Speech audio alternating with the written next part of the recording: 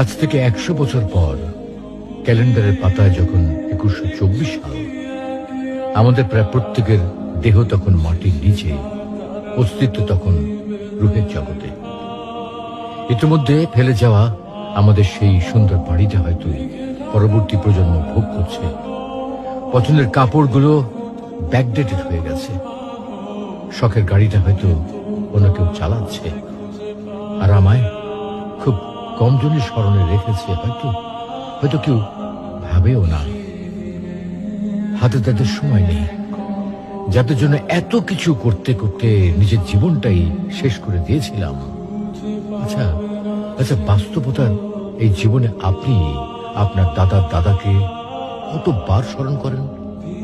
আপনার দাদির কথা আপনি কখনো কি আপনার মনে পড়ে?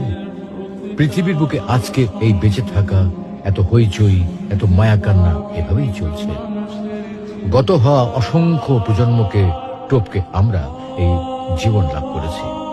তেমনিভাবে আগামীতে অসংখ্য প্রজন্মের ভিড়ে হারিয়ে যাবে আমাদের এই জীবন। কিন্তু খুব কম লোকই সময় পায় ফেলে যাওয়া জীবনটা একটু ফিরে দেখার।